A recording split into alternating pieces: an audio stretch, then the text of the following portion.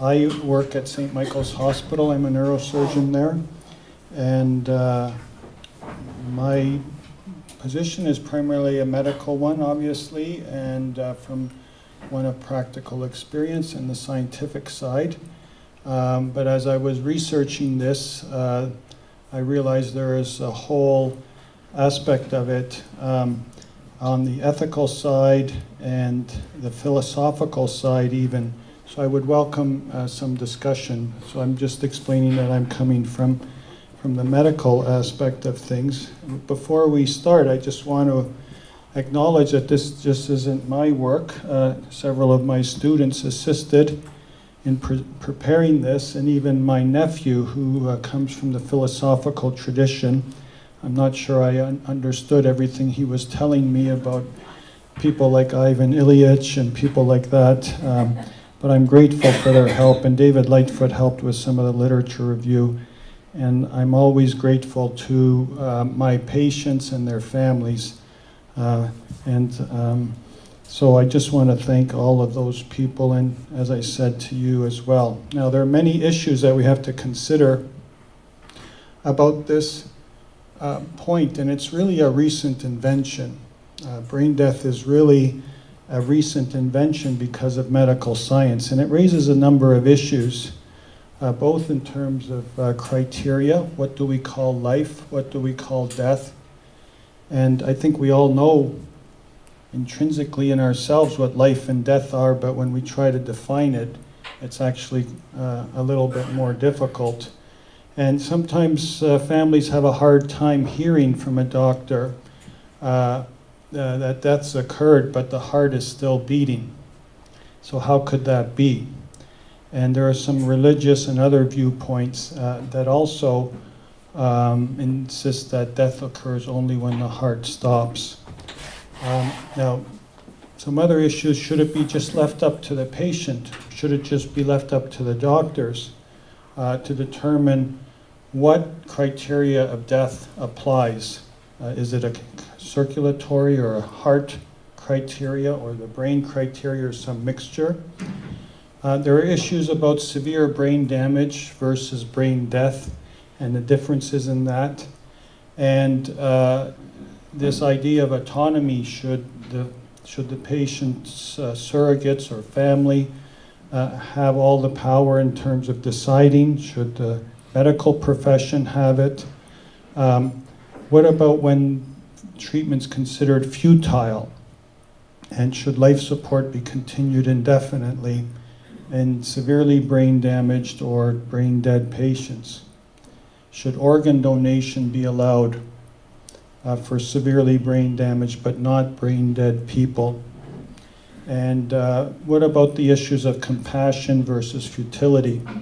In terms of the physician's point of view, in terms of compassion, and to actively integrate patients' family members in decision making, but at some point have to weigh futile treatment with the impossibility of recovery, particularly in today's setting about where we have economic restrictions, and there's increasing demands constantly put on the healthcare system and the healthcare providers, and who's going to pay for things like this. So these are just some of the issues that came up as I was considering this in preparing this talk, and I hope we can discuss some of these as a group later. So first of all, we have to think about, when we talk about brain death, well, what is life? And as I said, we kind of all know what life is, but when you actually try to define it, you come across a whole series of definitions of what life is. And these are some essential, consistent criteria that a number of thinkers have put together. And the ones that are most relevant, I think, to the discussion tonight are those of the ability to respond to the environment. And the idea of homeostasis, and the homeostasis ability to control the inner environment of a living being. And some say that when the brain dies, the body is not able to maintain homeostasis. And when we look at the, there's a surge of hormones, the fight or flight hormones. Adrenaline is the commonest one known. That excessive surge near the time that the brain is dying causes damage, and damage to a whole series of things, and that leads to the loss of the ability to maintain homeostasis in the body. That affects things like the cellular integrity of the body. So life requires these things, but the definition of brain death doesn't necessarily require all of those. Now, when we consider that the definition, we start talking about definitions of human life, we look at legal definitions, medical, scientific definitions, but we quickly fall into what do we define as humanity? What do we think constitutes a human being? What's the meaning of life? And I think these are issues that all of us ponder, and I think a lot of study goes on and discussion in a center like this one, but it's one that we deal with on a day-to-day issue as we go on. So these issues have been going on for a long, long time. In Aristotle, and I acknowledge my nephew Oliver's discussion with this, because I had never heard of any of these things. Aristotle described this articulation between Zoe, and I think it's pronounced that way, but I'm not sure, which was described as the nutritive function, and the bios, which is sensation and thinking. And plants and humans and animals have Zoe, and a living human being requires both Zoe and the bios. And as we progress medically, it seems like we're separating these two things.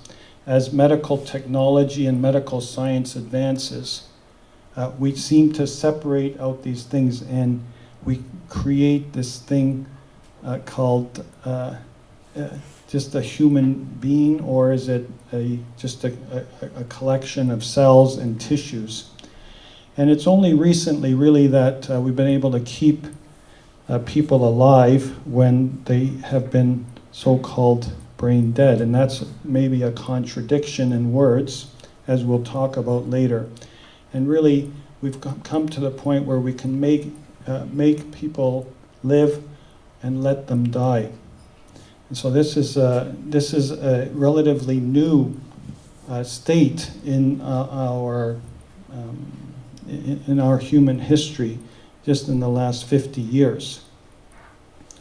Now, some say that brain function is necessary for human life, and so in that sense they say that the capacity for consciousness and self-awareness, that's what is paramount in defining life.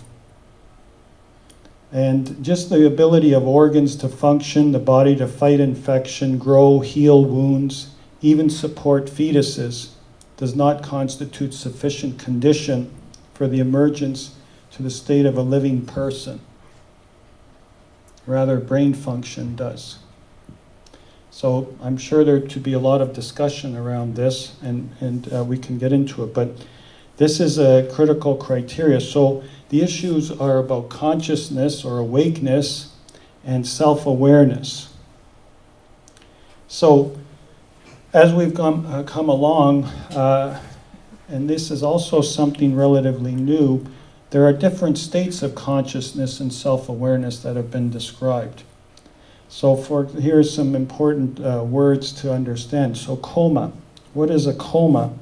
Coma is basically where there's no evidence of wakefulness or awareness. And it's usually an acute condition, and usually as a result of some brain insult like trauma or cardiac arrest where the brain has not received oxygen. What about vegetative state?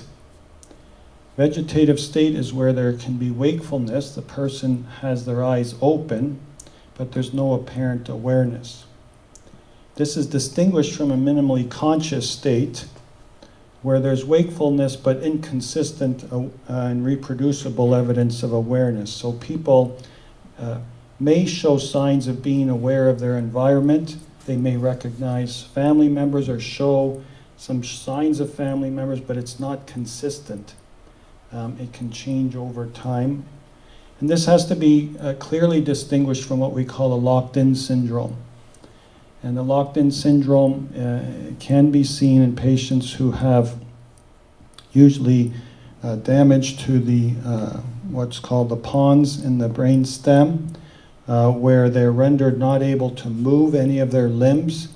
They're not even able to move their mouth or lips, but because the movements of the eyes are in the midbrain, the patient can clearly be seen to be awake and aware of their environment and communicate with movements of the eyes. So this is not that uncommon, and these are not all fixed in terms of their state, so people can move from one state to the other. Everyone's heard from people waking up from a coma. They don't wake up from a coma like you see on television. It's not like 1 second they're in a deep coma and the next second they're awake and talking. That's a fact of Hollywood, but usually they go through some stages like this if the coma's been deep enough, or other stages where they go through confusion.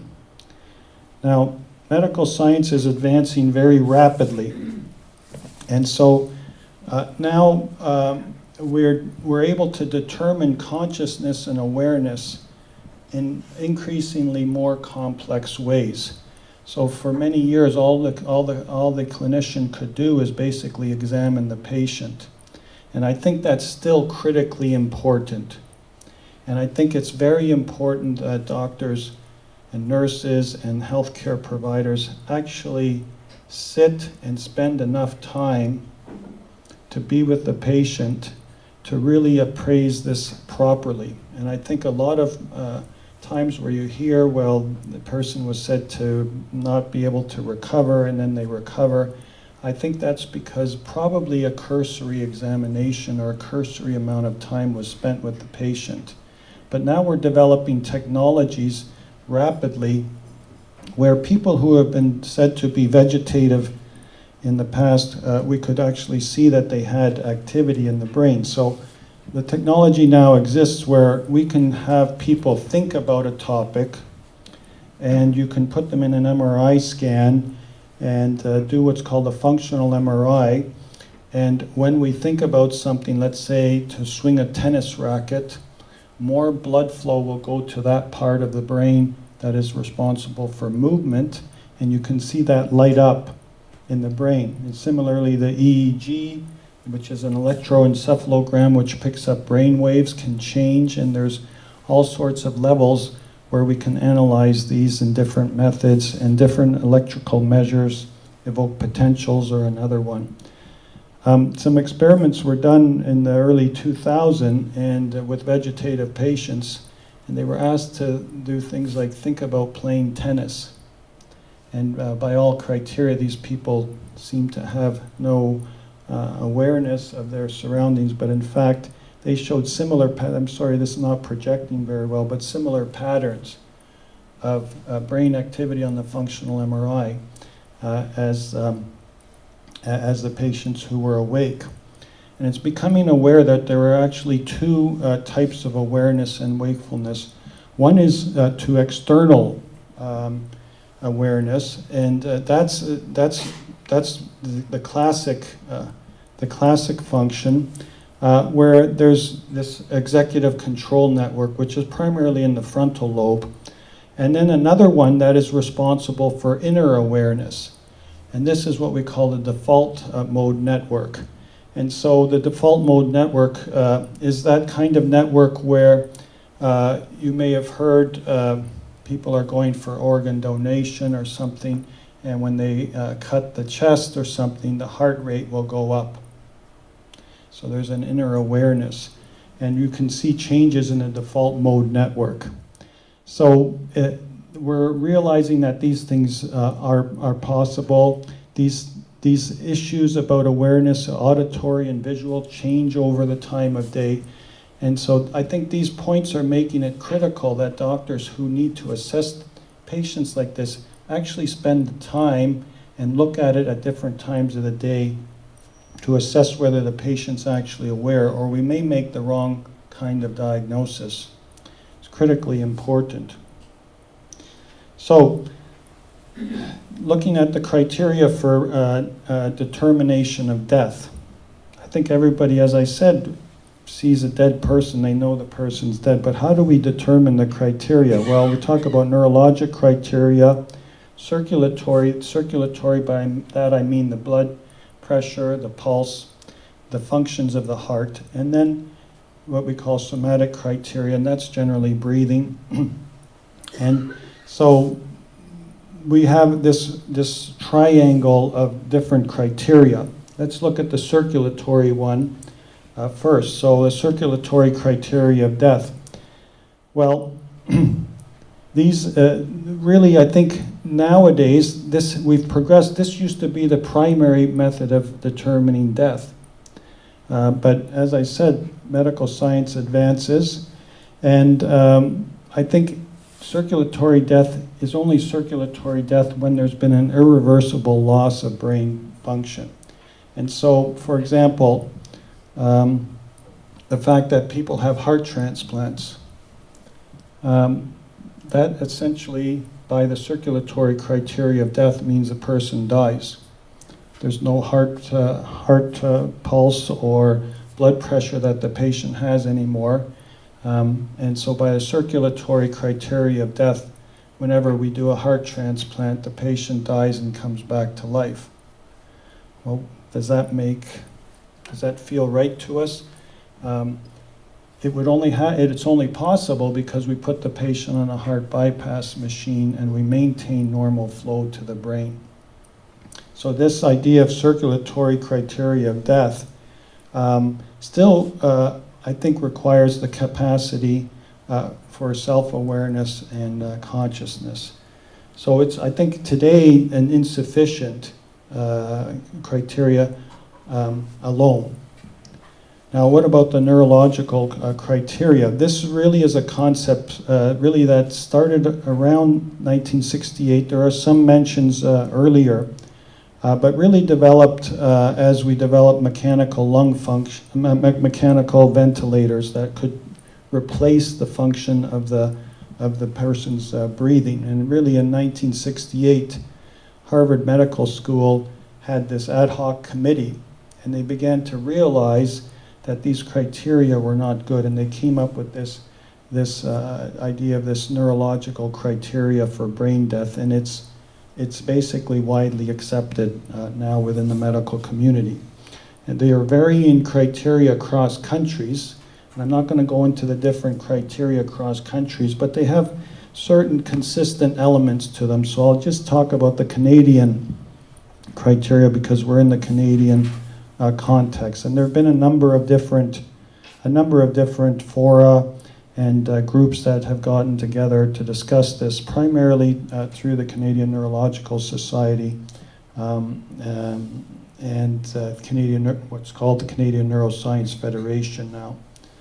So the Canadian criteria, they define it as brain death is defined as the irreversible loss of the capacity for consciousness combined with the irreversible loss of all brainstem function, including the capacity to breathe.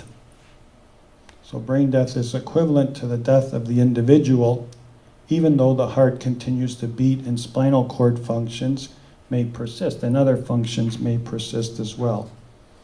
And so the blood flow to organs persists, so there can be blood flow to the heart, but generally not to the brain. So you could have a dead person, but living organs.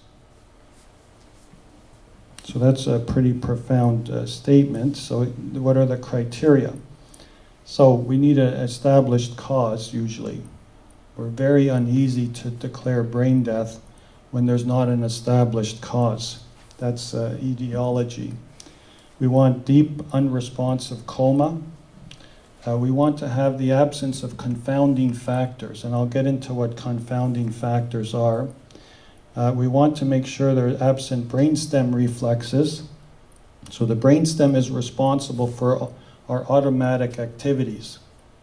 So if we get something in our eye, we can't help but blinking. We can't help but to blink. If we go out into the sunlight, we can't stop our pupils from constricting and letting less light into them. These are examples of brainstem reflexes. We have no voluntary control on them. And although we have some voluntary control on respiratory function, that is breathing, after a certain point, we all are forced to start breathing again, even if we can hold our breath for a long time. Changes start to happen. So these are the criteria in Canada.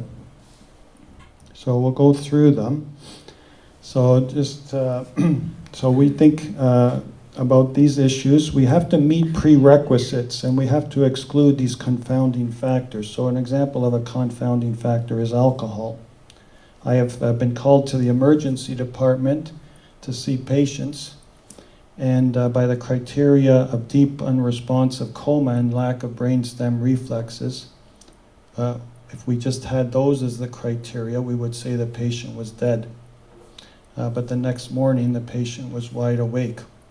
And when we look at the alcohol level, it was extremely high.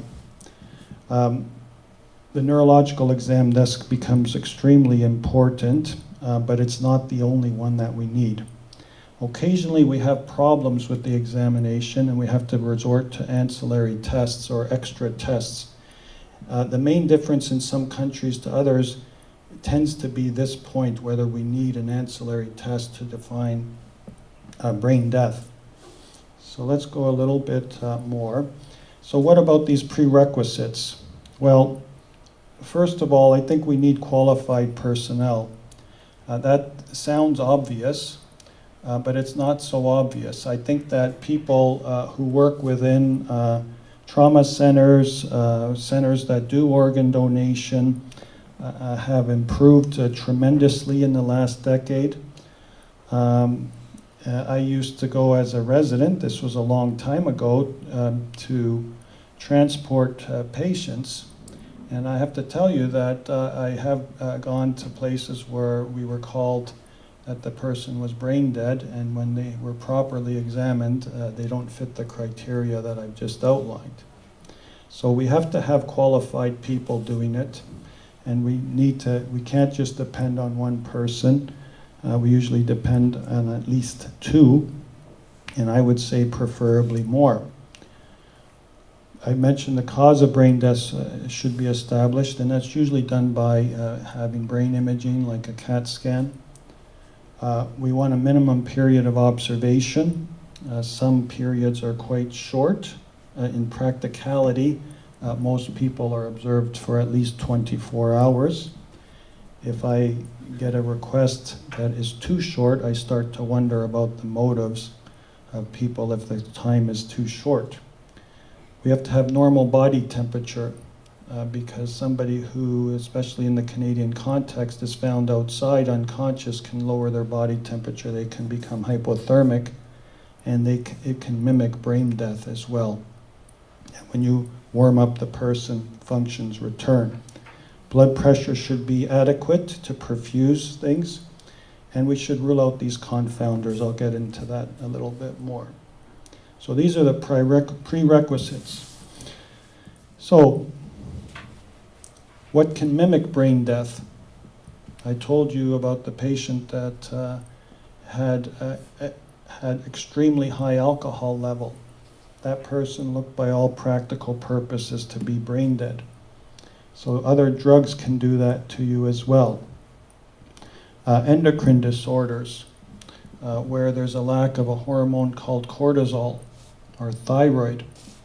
That combined with other factors, the patient can have a profound loss of function, and we replace that, and we see a so-called Lazarus effect. So metabolic things like a low blood sugar as well. So the commonest one I would say that is confounding here is the sedation in the hospital setting in intensive care units. And everybody responds very differently to sedation. It's a necessary and helpful tool. Most pain relievers cause people to be sedated, but they can also greatly interfere with the neurological assessment and people's ability to clear these medications from the body, and a lot of them stay within the fat within the body for long periods of time, is extremely variable. And so I'm very, very cautious about declaring somebody with severe brain damage or brain death if they've had any of these drugs on board. So we have to be very careful. Other confounding factors primarily interfere with the ability to properly examine the patient. So if they have trauma to the eye, we can't, say, assess the pupils properly. People have been tricked where they didn't know that the patient had an artificial eye. Imagine declaring somebody brain dead and you didn't realize that they had an artificial eye. It's quite serious. Okay. The cervical spinal cord injury I mentioned about locked-in syndrome. The patient can have a dislocation of the head from the neck, typically seen when somebody falls out of the back of a pickup truck, and they can be paralyzed and not able to move. And people don't realize that they're actually awake because they can't open their eyes, but they're actually awake. And we see that not uncommonly. So deep unresponsive coma. What is deep unresponsive coma? When we examine patients, we certainly come up to them and talk, but if they don't talk, we apply a painful stimulus. And if one applies a painful stimulus and is quite noxious, we'll apply it either to the supraorbital nerve, which is a nerve that comes up just over the eye socket, or to the sternum with the chest bone, or to the collarbone here, or anywhere. It has to be centrally that we don't see any response at all. And these are very noxious if you do them to yourself. We don't see eye opening, we don't see any attempt at verbalization or any movement as a response to that. We say they're in a deep coma, and we can grade comas with a 15-point scale. We see this is a standard test that people are given, but the declaration requires that we have this. The brainstem reflexes, I mentioned to you that the brainstem is responsible for automatic activities that we have no voluntary control over. I mentioned to you about the pupils, that this is a spontaneous thing. And when we go into the sunshine, our pupils naturally protect and they shrink down to let less light in so our retinas don't get burned. So we would check the patient, we flash lights into the eyes. That's why you see people flashing the lights into the eyes. The corneal reflex is that reflex I mentioned when dust gets into your eye or something gets into your eye. That's extremely irritating if anybody's had that, and I'm sure many people have had that. Same thing with the nasal tickle test. If an insect's ever gotten into somebody's nose, a mosquito or something, that's very irritating as well. And these can be tested even though the patient is in a deep coma. The other reflexes relate to the eye movements. For example, when you're walking down the street, our heads are bouncing around and looking around, but the world doesn't seem to be bouncing around with us. That's because of a complex reflex that we have in our brains that keeps the world steady.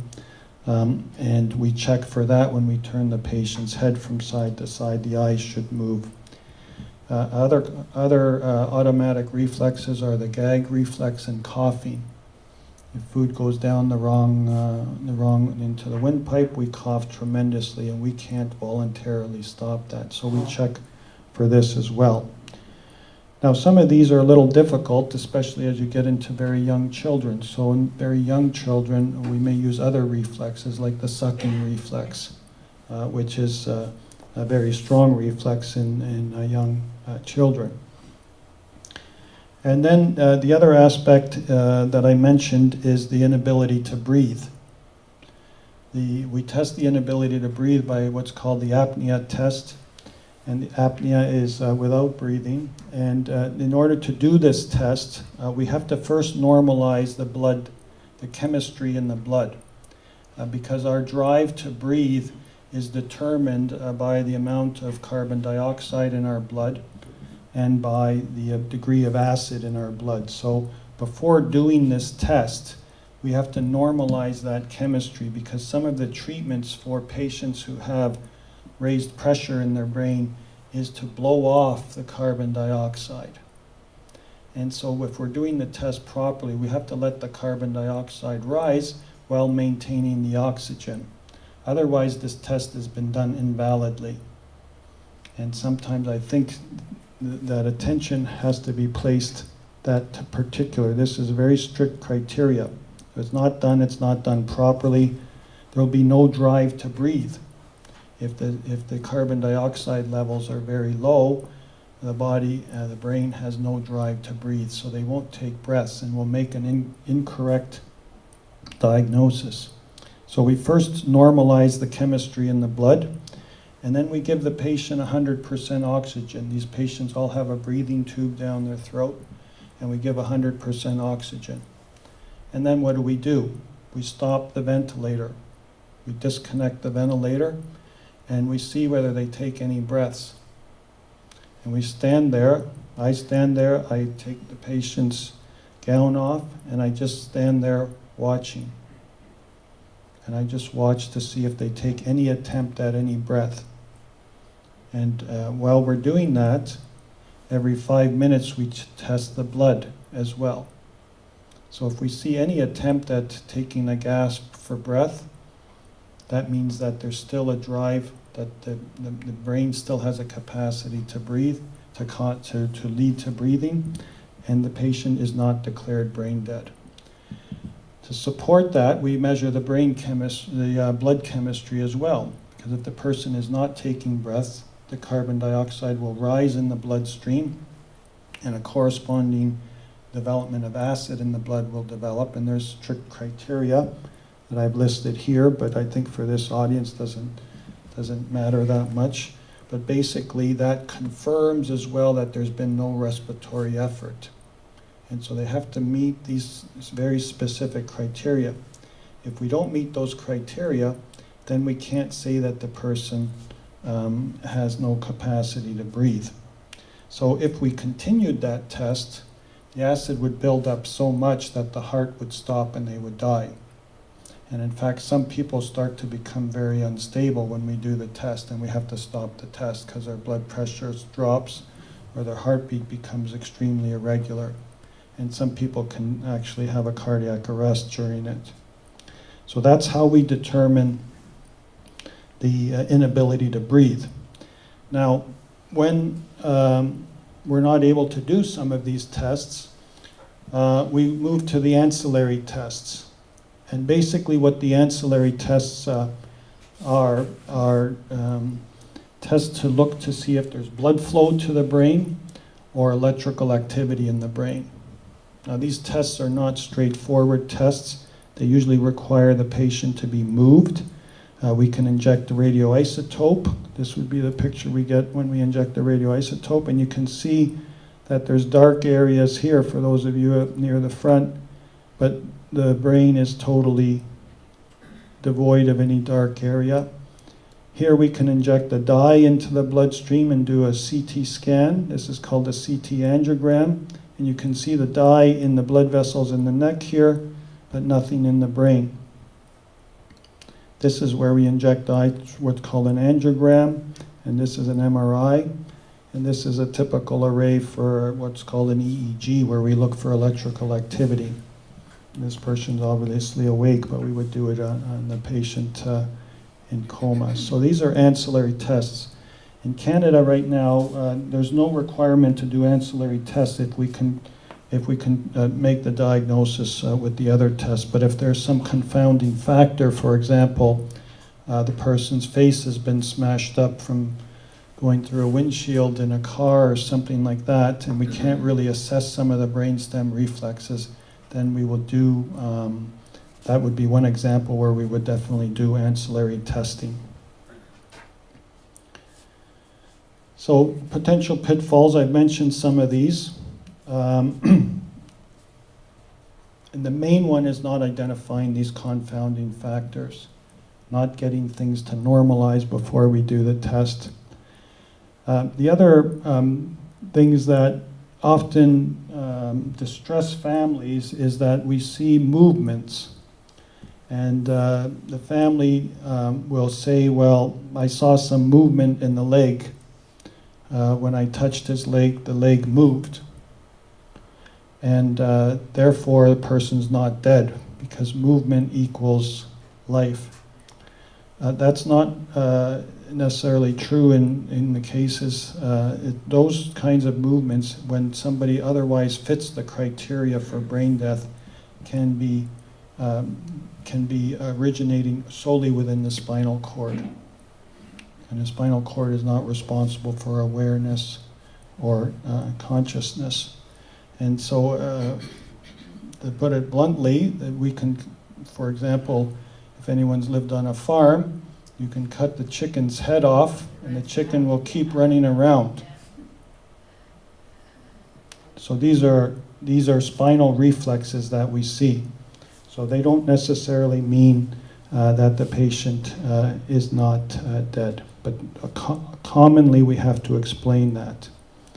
So let's, you can see that this was a young person who drew this picture, and they gave me this picture at Christmas a couple years ago.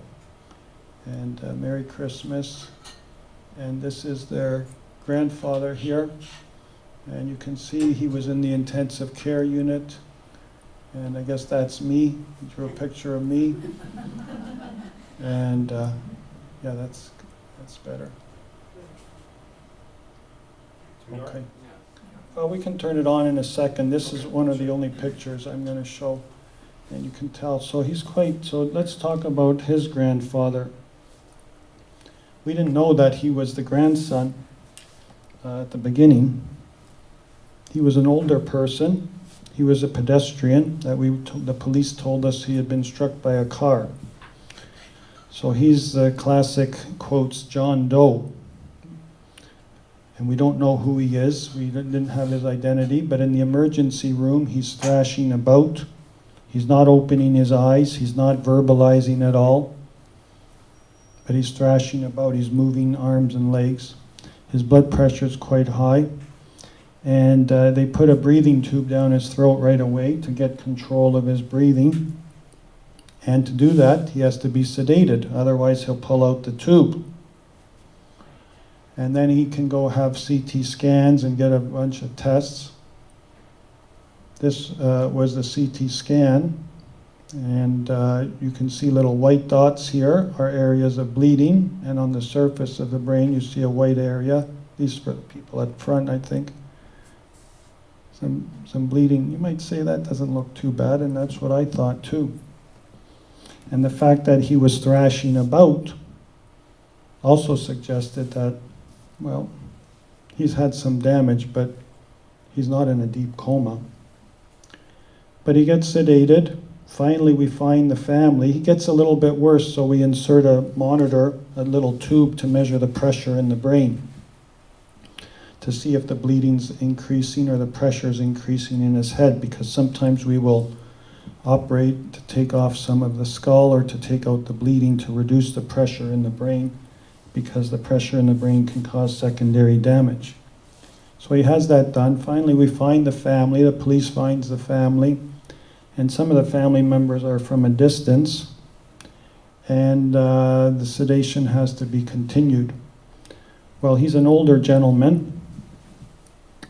His health card actually said he was 80, but the family clarified that he wasn't 80.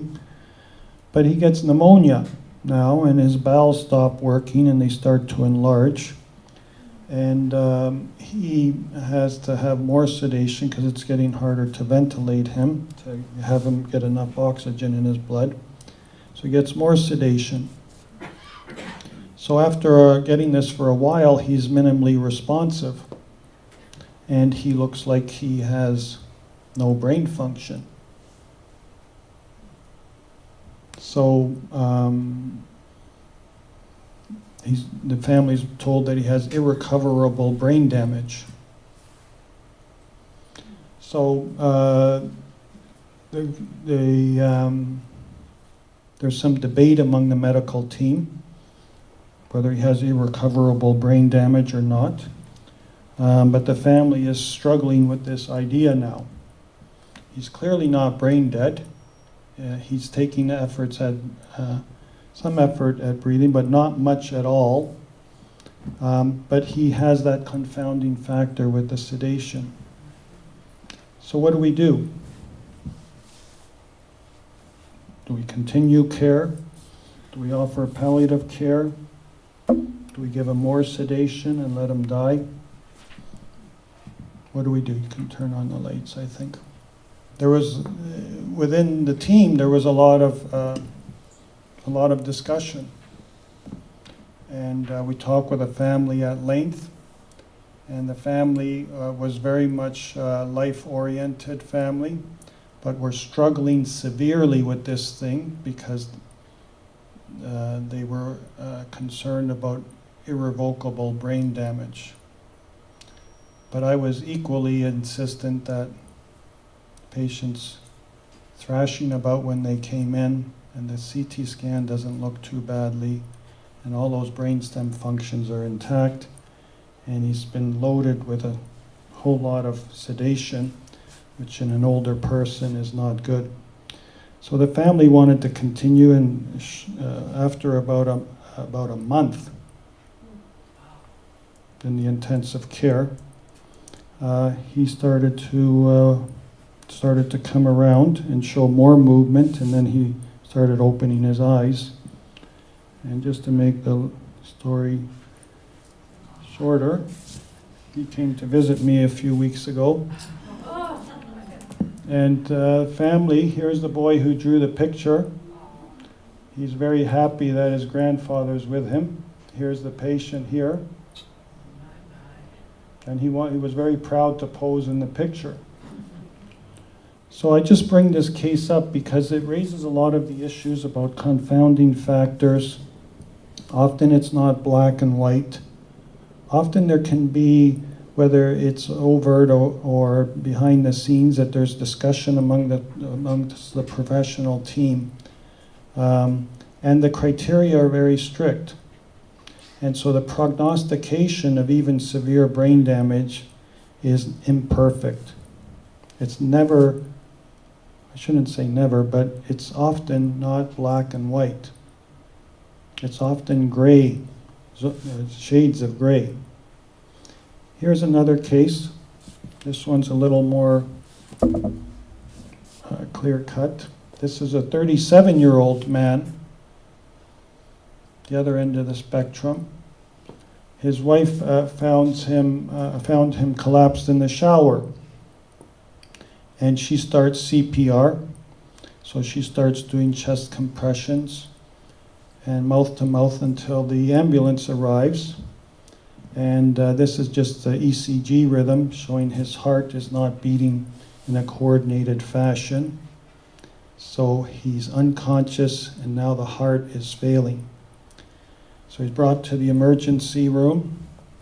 They do 30 minutes of CPR, and they get the heart rhythm to come back. But he's examined, and he has no brainstem reflexes. He's in deep coma. No verbalization, no eye opening, no movements. He's normal temperature. He has no drugs on board. And he has a CT scan. So there's a question about CT. So we do CT here, and he has all this white material through the brain, on the surface of the brain. And this is a bleeding that has occurred within his brain from what's called an aneurysm, which burst in his brain and caused a rapid increase in the pressure in his head, and basically rendered him unconscious, and the pressure was so great that it led to irregularity of the heartbeat and his heart stopping. So essentially he had died at home, but because of CPR and ability to keep him alive, he got resuscitated. So the family's informed. We immediately insert a drainage tube into his brain to try to release the pressure and release some water. We do multiple assessments. 24 hours later, there's no change. And we actually waited longer. I think here we related up to 72 hours. We did the apnea test. And he has no breaths over 15 minutes, and he meets those criteria. So he was declared brain dead. And the Trillium Gift of Life is informed, and they come and speak to the family. And he was maintained on full life supports with the machines. But despite that, his heart stopped again. But then they got it restarted, and he donated all these organs. So that's a more black and white case for us, as some people might say about the arrests from the heart, but the cause of death here is very clear, that it was the subarachnoid hemorrhage that led to the disturbance of his heartbeats.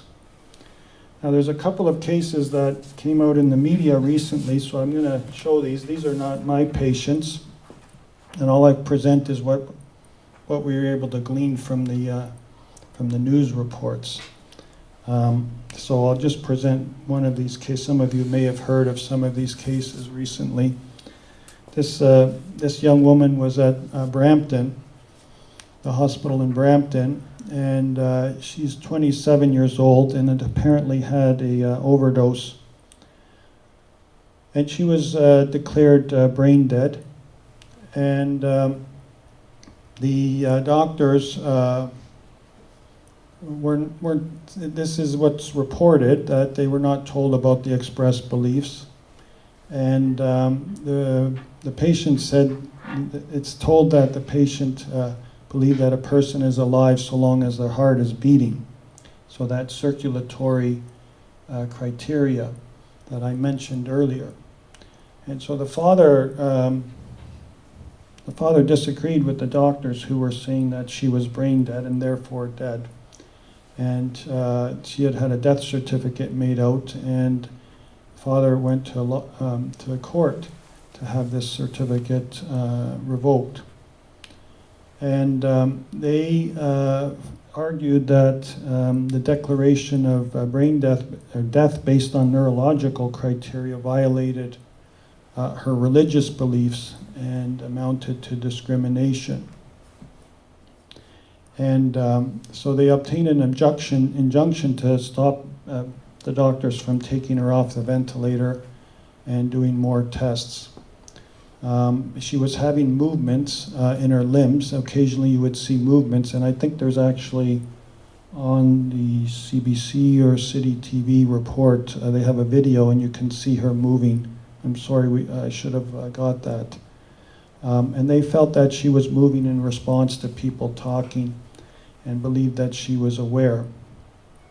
And so the judge overseeing the case denied, this was I think back in November, I believe, denied that there was no case that having these extra tests would be helpful.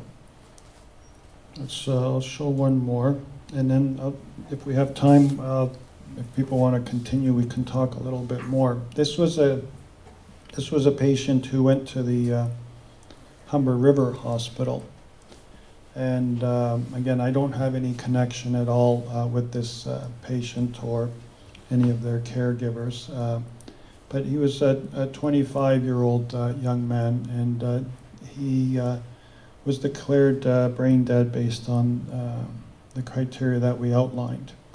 But again, according to the family, to Jewish tradition, the death was defined based on the criteria of cardiac and respiratory death. So they filed an injunction to prevent the hospital from removing life support, and claimed there was no definition of death in the Ontario legal system. But the doctors argued that despite the lack of a fixed legal definition in practice, neurological death is death in Ontario. And the lawyer argued that by declaring him dead, they would violate his charter right to freedom of religion. So citing the Charter of Rights, freedom at the time, they were pressing, when this news report came out, they were pressing for an exemption from the brain death declaration for patients whose religion does not accept that concept. And the laws in New York and New Jersey were brought forth as saying that that would allow continued life support based on religious beliefs and reasons, and the request for religious accommodations within the law. So what about this case? Again, there's a discussion about the acceptance of the diagnosis and this idea that people have this right to their religious beliefs. And so it raises the issue of autonomy, the autonomy of the medical profession, that put it in that words, or the autonomy of the family and the individual rights. And who should we listen to? Who has the decision-making power? How should we take care of this situation? Yeah, very often we hear, is it irreversible? And there's actually, I'll just show this one controversial study that is it irreversible? So do patients after brain death survive? And I'll just show another slide first before I show this one. And this was a very recent study that looked, the idea is that after brain death, there's a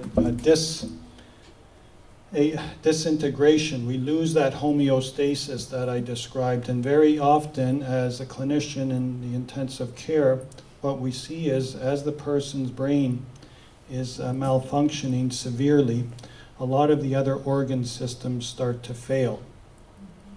And so like that example I showed, the heart will stop, and because at the end of this process, the body can cause a huge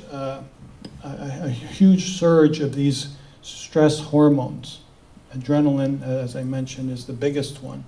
And this huge surge of hormones can damage the heart. And these people looked at over 300 cases, and they found the heart injury actually occurs in over 90% of patients. They get low blood pressure, acid buildup in the blood. Even the blood coagulation system stops working properly.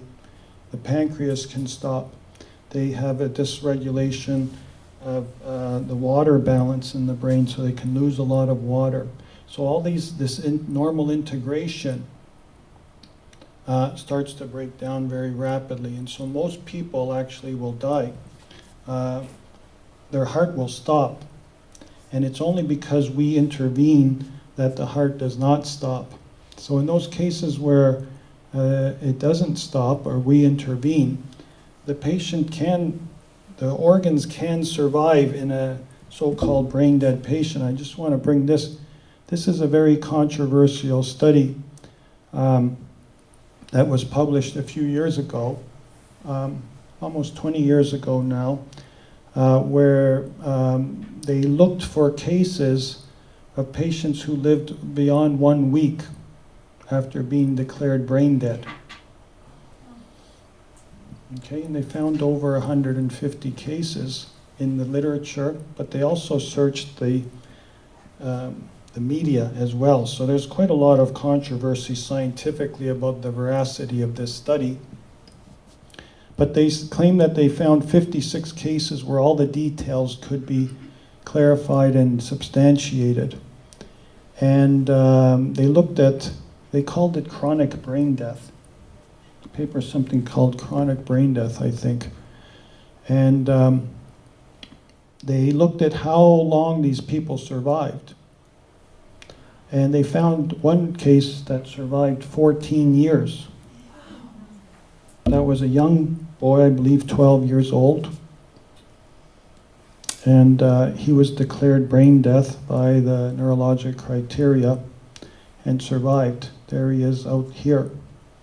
And they showed that age and duration of survival were related, so that the older the patient, the less likely they were able to survive longer. And basically, this paper was highly criticized. They could only confirm in 2 of the 56 cases that they actually met all the established criteria. But none of the patients ever woke up or regained consciousness or awareness.